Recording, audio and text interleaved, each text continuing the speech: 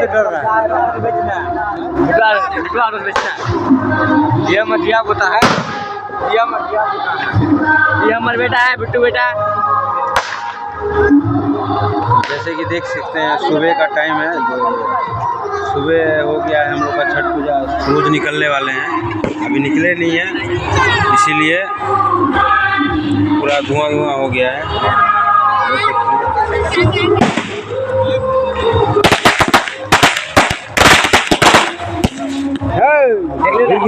गिरगिटिया काटे हो।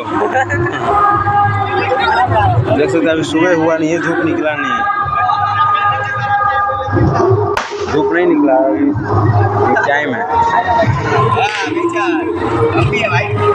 देखो ये भाई लग रहा है लेकिन ये बेटा लग रहा है।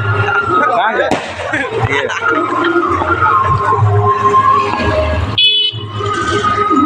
तो अभी देख सकते हैं सब खड़ा है। अब सूरज देव निकलने वाले हैं, तो अभी सब हाथ उठाएंगे।